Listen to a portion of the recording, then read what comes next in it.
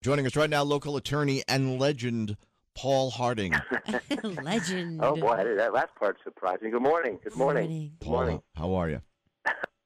I am good. 1-800-LAW-1010. Thank you, Lovey. You're welcome. Wow, that was done with such enthusiasm. Well, I Yeah, didn't want she to did sing. seem a little subdued there, but sometimes less is more. Well, Yes.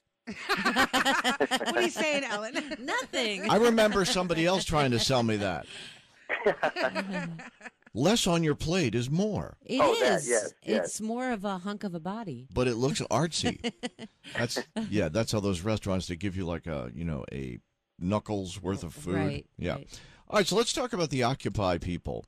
Yeah. And what laws they're breaking. I mean, Occupy Oakland got tear gassed. That's ridiculous.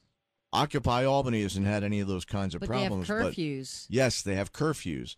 So what is the deal legally on this stuff? Well, first of all, I'm impressed. I mean, it's cold out there. I was out last night about 11:30.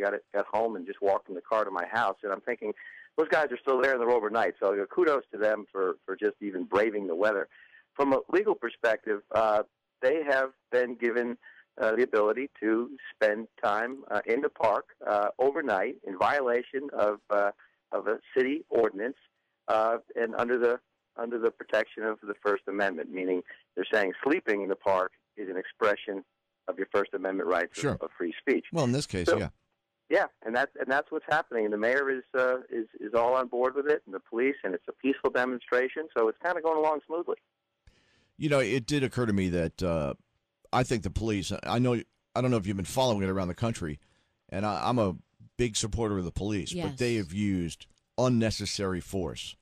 Yeah. I mean, when everybody's got a video camera, Right. and you see some of the stuff that's going on. I mean, I wonder what country we live in. Well, that's where Mayor Jennings might just be a little smarter than some of the folks, because he's looking at this thing and it's a peaceful demonstration. I mean, I've driven by it. Everybody's there. They're saying hello. They're holding some signs up. Right. Why go in with with the police to because that will. I mean, if you confront them, they're not opposed to being arrested. Some percentage of these folks are saying, "Go ahead and arrest me. It'll make my point even louder." And so he's letting it happen.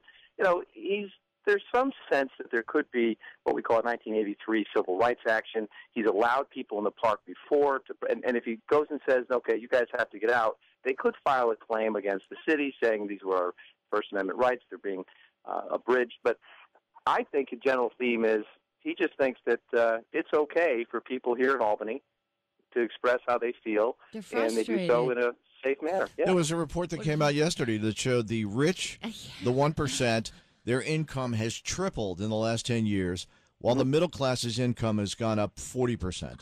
Our property taxes just went up. It's like, what? Tripled. I mean, it's like between gas and everything else, everyone is really had enough. And I think, they should be allowed to express themselves peacefully.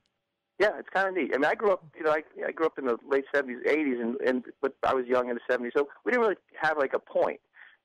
In the generation before that, they did have a point. And now it seems like these guys are looking at this and they seem to they were saying, well, no one knows what their message is. Well, I think it's a pretty clear message. I think the message is sort of what Bob just outlined, that they're just wondering, why the laws are set up to allow the rich to continue to grow at a pace like that, and why the majority of the people are feeling the pain.